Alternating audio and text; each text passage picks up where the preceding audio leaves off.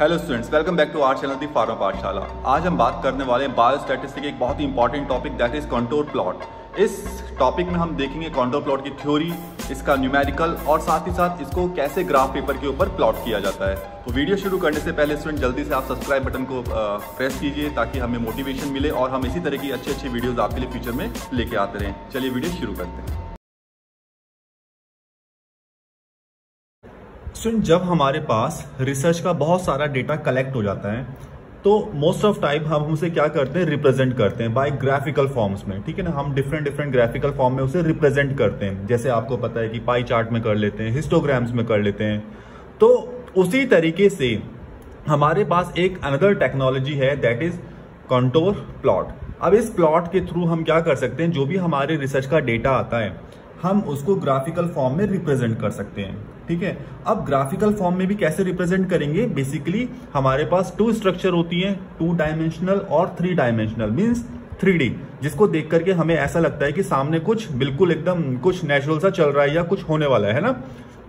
तो अब contour plot क्या बोलता है कि बेसिकली जो ये 2 डायमेंशनल प्लेन्स होते हैं, मींस जैसे आपके पास कोई लाइन है, आपने इसको रेक्टेंगल में कन्वर्ट कर दिया या आपके पास स्क्वायर बना दिया आपने, ठीक है ना, या आपने ट्रायंगल बना लिया। बेसिकली ये क्या है, ये 2 डायमेंशनल है। ठीक है, जिसमें आपको सिंपल प्लेन्स दिखाई दे रहे हैं। जब आप 2 डायमेंशनल प्लेन के ऊपर, प्लेन का मतलब है जो लाइंस है, ठीक है, उसके ऊपर आप क्या करते हो, 3 डायमेंशनल स्ट्रक्चर बना लेते हो या 3 डायमेंशनल आप रिप्रेजेंटेशन करते हो या 3 डायमेंशनल ग्राफिकल रिप्रेजेंटेशन करते हो किसका, अपने रिसर्च के डेटा को, तो उसे बोलते हैं हम कॉन्टोर प्लॉट। इस प्लॉट के थ्रू आपको क्या पता लगता है कि जो भी हमारा रिस्पांस आ रहा है, किसका रिस्पांस, जो भी रिसर्च डेटा है उसका जो रिस्पांस आ रहा है वो किस वे में दिखेगा। ठीक है ना, उसमें बेसिकली 2 वेरिएबल होंगे, डिपेंडेंट वेरिएबल और इंडिपेंडेंट वेरिएबल। तो हमारा जो डेटा आ रहा है वो किस वे में परफॉर्म कर रहा है, किस वे में रिस्पांस आ रहा है, तो उसको मेजर करने के लिए यूज किया जाता है कॉन्टोर प्लॉट। तो स्टूडेंट्स, इसमें में अगर हम बात करें तो इसमें जैसे आपको क्यूबिक ग्राफ में भी आपने देखा था कि हमारे पास जब हम क्यूबिक ग्राफ बनाते हैं लाइक इस प्लस के स्ट्रक्चर का, तो इसमें एक्स एक्सेस होता है और ये वाई एक्सेस होता है। ठीक है, तो बेसिकली इसमें भी क्या होता है, हमारे पास जो वाई एक्सेस होती है, वाई एक्सेस कौन सी लाइन बताई थी मैंने आपको, जो ये वर्टिकल लाइन होती है। वाई एक्सेस में बेसिकली हमारे पास क्या होते हैं, ये प्रिडिक्शन या प्रिडिक्टरी वेरिएबल्स होते हैं जिसको हम एक्स वाई बोलते हैं। ये हमारे कहां पे होंगे, वाई एक्सेस पे होंगे। और साथ ही साथ क्या होगा, एक रिस्पांस वेरिएबल होगा, जो रिजल्ट आएगा, जो रिस्पांस आएगा, that is known as Z. ठीक है ना, उसको हम क्या बोलते हैं, यहाँ पे जेड बोलते हैं। तो हमारे वाई एक्सेस पे क्या होंगे, एक्स वाई वेरिएबल होंगे जिसको प्रिडिक्शन बोलते हैं। ठीक है ना, जिनके बेस पे आप डेटा को एज्यूम करते हैं उनको हम प्रिडिक्शन या प्रिडिक्टरी वेरिएबल्स बोलते हैं, जिनके बेस पे आपको क्या निकालना है, डेटा की वैल्यू कैलकुलेट करनी है। और आपके पास जो रिस्पॉन्स आ गया, ठीक है ना, जो रिजल्ट आ गया, उसे हम जेड वेरिएबल बोलेंगे या इसे कॉन्टिन्यूअस वेरिएबल भी बोलते हैं। ठीक है ना, अब इन कॉन्टोर प्लॉट्स को बेसिकली हम क्या बोलते हैं, जेड स्लाइस के नाम से भी डिनोट करते हैं और इसे आइसो रिस्पॉन्स वैल्यू के नाम से भी जाना जाता है। तो स्टूडेंट्स, अगर हम बात करें इसके बेसिक फॉर्मूले की, तो जेड को रिप्रेजेंट करते हैं z equals to f bracket में एक्स कॉमा वाई।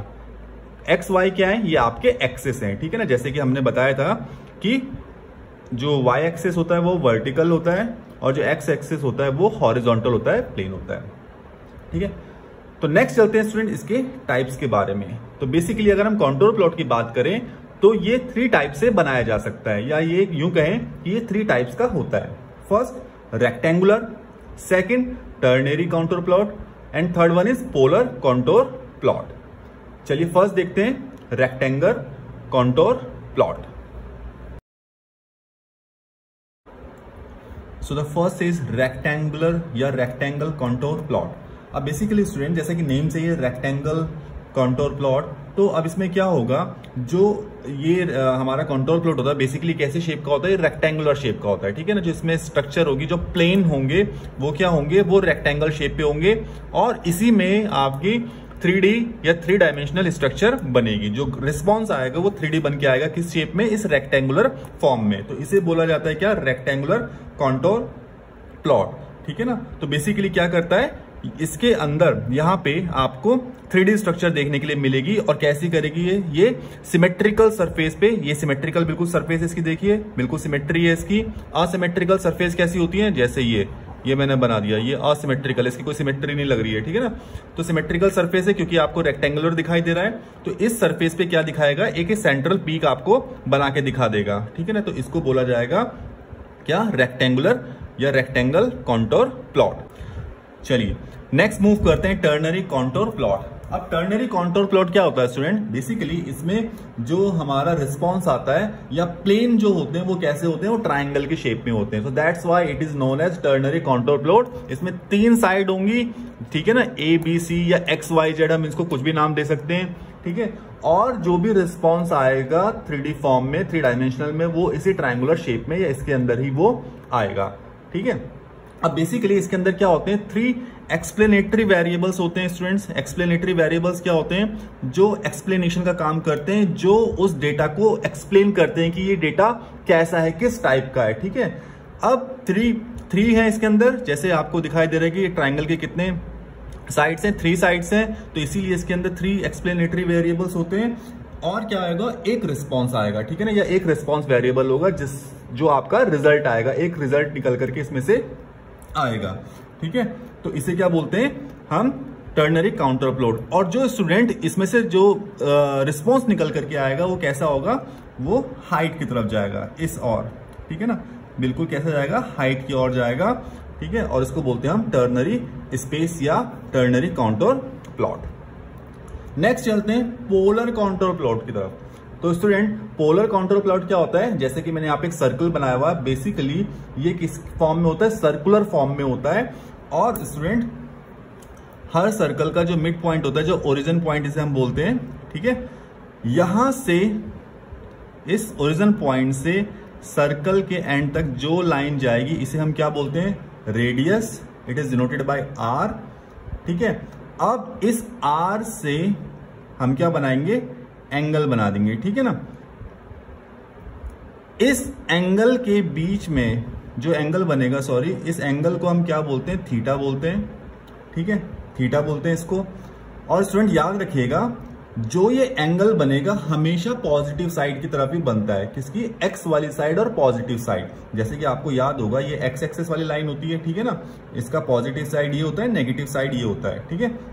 तो पॉजिटिव साइड मतलब इधर की तरफ आप इसे डायग्राम को बनाएंगे। तो अभी देखिए जो एंगल बन रहा है ये नेगेटिव साइड हो गई, अगर हम एंगल बना रहे हैं तो ये पॉजिटिव साइड आपने बनाया, तो इसलिए इसको नाम दिया यहाँ पे थीटा। और इसको बोला जाता है क्या, पोलर काउंटर प्लॉट। अब जो स्टूडेंट जो रिस्पॉन्स है वो इस रेडियस पे भी वर्क करेगा, ठीक है ना। जो हमारा जो ये प्लेन है या जो ये 2D डायमेंशनल है, ये 2 डायमेंशनल है, उसकी जो वैल्यू होती है वो डिपेंड किस पे करेगी, इस रेडियस पे। रेडियस का साइज आप बढ़ा दें, ठीक है ना, तो ये जो आपका स्ट्रक्चर है ये भी इंक्रीज हो जाएगा। अगर आप रेडियस का साइज घटा दें तो ये जो स्फेरिकल है वो भी छोटा हो जाएगा। तो it is totally depend on किस पे, R पे। So next is contour plot is formed by, कैसे हम कॉन्टूर प्लॉट को बनाते हैं। तो बेसिकली इसके 3 पार्ट्स होते हैं बनाने के लिए। फर्स्ट है वर्टिकल एक्सिस, सेकंड है horizontal axis and third one is line. तो स्टूडेंट जैसे कि मैंने आपको प्रीवियस वीडियो जो हमारा क्यूबिक ग्राफ है उसमें भी मैंने आपको बताया था, जो ये हॉरिजॉन्टल एक्सिस कौन सी होगी, जो ये फ्लैट लाइन होती है इसको हम बोलते हैं हॉरिजॉन्टल एक्सिस। और इसको हम क्या नाम देते हैं, इसको हम एक्स एक्सिस ही बोल सकते हैं, ठीक है ना। अब वर्टिकल एक्सिस होती है जो ये पोल की तरह होती है, स्ट्रेट लाइन, ठीक है ना, पोल वाली लाइन, खंबे की तरह, इसको बोलते हैं हम वर्टिकल एक्सिस, ठीक है। अब तीसरी लाइन क्या होगी, जो ये बोल रहा है, ये बोल रहा है लाइंस। अब लाइंस क्या होंगे, आप बोलोगे सर आपने बोल दिया कि भाई हॉरिजॉन्टल प्लेन ये हो गया, वर्टिकल ये हो गया, तो लाइंस क्या होगी, इन्हीं को हम लाइंस बोलते हैं। नहीं, अब इसमें जो रिस्पॉन्स आते हैं वो कैसे आते हैं, इस फॉर्म में आते हैं, ऐसे ऐसे, इस तरीके से। तो इनको बोला जाता है लाइंस, ठीक है। तो जो ये रिस्पॉन्स आ रहे हैं इनको बोला जाएगा लाइंस, ठीक है। तो बेसिकली हमें कॉन्टूर प्लॉट बनाने के लिए 3 चीजें चाहिए होंगी। वर्टिकल एक्सिस चाहिए होंगी, जिसमें क्या होते हैं इंडिपेंडेंट वेरिएबल हमारे पास 2 होंगे, और हॉरिजॉन्टल एक्सिस चाहिए होते हैं जिसमें इंडिपेंडेंट वेरिएबल 1 चाहिए होगा हमें, और लाइंस चाहिए होंगी जिन्हें हम आइसो रिस्पॉन्स वैल्यूज भी कहते हैं। ये हमारे रिस्पॉन्स आ रहे हैं, इनको ड्रॉ करने को ही हम क्या बोलते हैं, आइसो रिस्पॉन्स वैल्यू। तो स्टूडेंट कॉन्टूर प्लॉट के अंदर हमने पहला क्वेश्चन लिया है, एफ ब्रैकेट में x, y equals to Y square minus x square. तो स्टूडेंट आपको क्वेश्चन जो इसमें इक्वेशन की फॉर्म में मिलेगा, ठीक है। आपके पास कोई भी इक्वेशन हो सकती है, वो Y square minus x square भी हो सकती है, वाई अपॉन एक्स स्क्वायर की भी हो सकती है। तो इक्वेशन किसी भी तरह की हो सकती है। तो इसको हम सॉल्व कैसे करेंगे? सबसे पहले स्टूडेंट हम क्या करेंगे, जो हमारे पास y square minus x square है इसको हम इक्वल्स टू सी कर देते हैं। सी क्या है? सी है कांस्टेंट, ठीक है।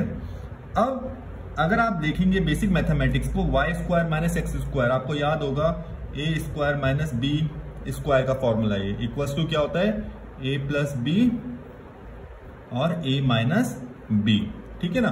तो अब हम सेम इस वाई स्क्वायर को, जो हमारा ए है, वाई ले लेंगे और बी को हम एक्स ले लेंगे। तो ये क्या हो जाएगा, X square equals to Y plus X and Y minus X. ये बन गया सेम फॉर्मूला, है ना। अब इसके बाद क्या करना है इसे स्टूडेंट्स, इक्वल्स टू किसके हो जाएगा, ये सी के, क्योंकि हमने इक्वेशन को इक्वल्स टू किसके लिया था, सी लिया था। अब फर्स्ट हम लेंगे, सबसे पहले क्या करेंगे, फर्स्ट कंडीशन में हम इसको ले लेते हैं। तो क्या लिया हमने, y plus x equals to c. C क्यों? क्योंकि ये सी इन दोनों के लिए, ठीक है। अब हमारी कंडीशन है कि c इक्वल्स टू हम 0 ले रहे हैं, पहली वैल्यू न्यूमेरिकल वैल्यू ले रहे हैं हम, c इक्वल्स टू 0। तो रख दो वैल्यू, तो क्या हो जाएगा, y plus x equals to 0, ठीक है ना। अगर हम y को निकालेंगे तो क्या हो जाएगा, y इक्वल्स टू, ये x पॉजिटिव है, इधर जाकर के नेगेटिव हो जाएगा, 0 माइनस एक्स। तो क्या हो जाएगा, y is equals to minus x, आ गई वैल्यू। अब सेम दूसरा उठाओ, दूसरा कंडीशन,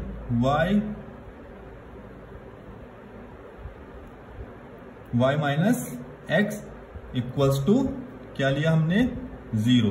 क्यों? c के बदले हमने 0 रख दिया, ठीक है ना। फिर दोबारा से y को, ये x को इधर ले जाओ, x पॉजिटिव का इधर जाकर के, सॉरी नेगेटिव का इधर जाकर के पॉजिटिव हो जाएगा, तो ये हो जाएगा 0 प्लस एक्स, तो y equals two plus x हो जाएगा, ठीक है।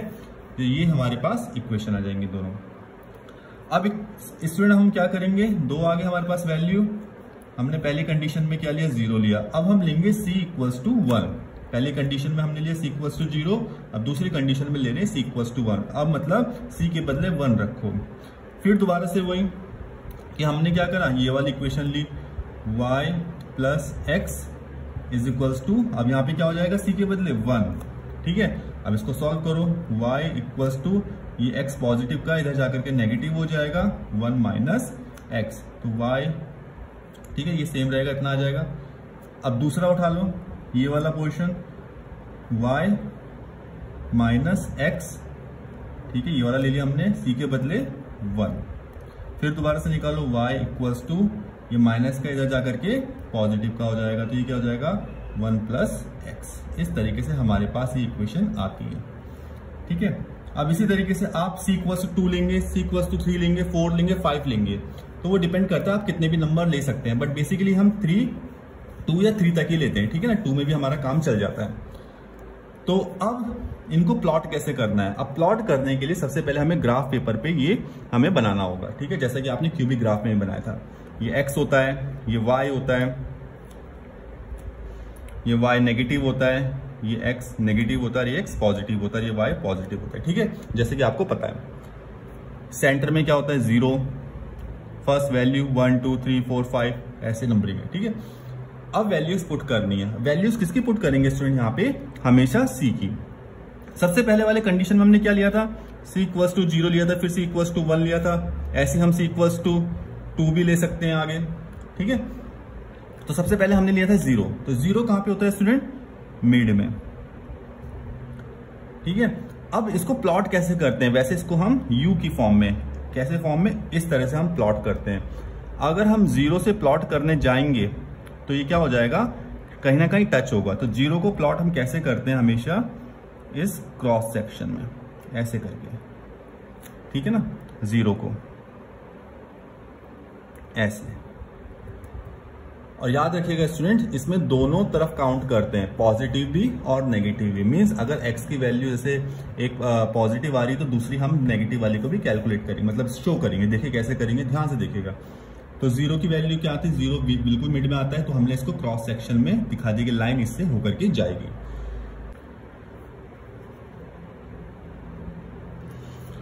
तो स्टूडेंट अब फर्स्ट सेकंड वैल्यू हम ले रहे हैं c=1, ठीक है ना। ये एज्यूम वैल्यूज होती है जो हमने निकाली है, ये सब जो कांस्टेंट की वैल्यू हम ले रहे हैं ये एज्यूम वैल्यू होती है, ठीक है ना, एज्यूम की हुई है। अब हमने लिए c=1, ठीक है ना। अब 1 कहां पे होता है स्टूडेंट? देखिए 1 यहां पे भी है, 1 यहां पे भी है, क्योंकि 1 पॉजिटिव का लिया हमने, ठीक है। तो पॉजिटिव 1 y के साथ भी है, पॉजिटिव 1 x के साथ भी। तो हम कैसे इसको प्लॉट करेंगे? देखिए इस तरीके से प्लॉट होता है, ये यू शेप में, ठीक है। इसको यू शेप में आप प्लॉट करते हो। 1 से गया, अब दूसरा वाला कहां से आएगा? इधर से आएगा, और ये इस 1 से होते हुए इधर आ जाएगा, इधर आ जाएगा। तो क्योंकि यहाँ पे पॉजिटिव 1 यहाँ पे भी है, यहाँ पे भी, तो इसलिए हमने 2 स्लाइस लगा दिए। अब हमने एज्यूम करी वैल्यू c=-1, ठीक है ना। अब -1 कहां पे? देखिए एक -1 यहाँ पे, एक -1 यहाँ पे। तो कैसे आएगा स्लाइस? इस तरीके से। और ये वाला कैसे आएगा? इधर वाला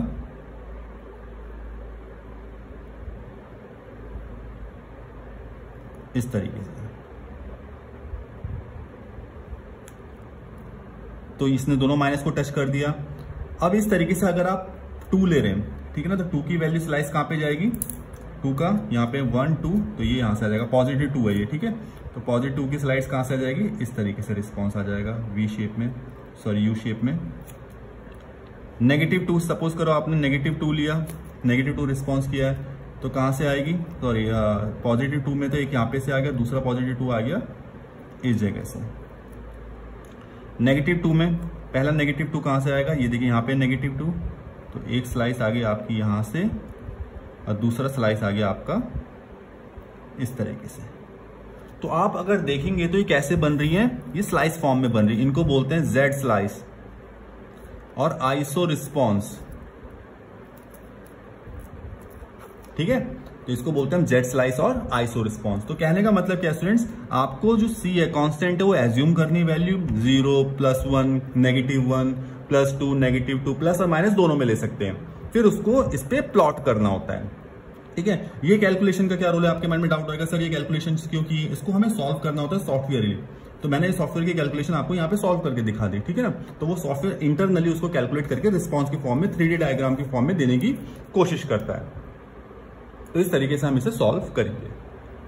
सो स्टूडेंट्स, ये था complete overview of contour plot. इसमें हमने देखा कि कैसे हम इसको कैलकुलेट कर सकते हैं और साथ ही साथ इसको कैसे हम ग्राफ के ऊपर प्लॉट कर सकते हैं। तो स्टूडेंट्स, इसके नोट्स के लिए आप जो हमारा टेलीग्राम चैनल है उसको जल्दी से फॉलो कर लीजिए, जिसका लिंक डिस्क्रिप्शन में गिवन है। और अगर आपको इस टॉपिक से रिगार्डेड कोई भी डाउट्स हो तो मुझे कमेंट सेक्शन में मेंशन कीजिए, मैं जल्दी से उनका आंसर दूंगा। तब तक के लिए keep like and subscribe our channel the pharma Pathshala. Thank you so much for watching.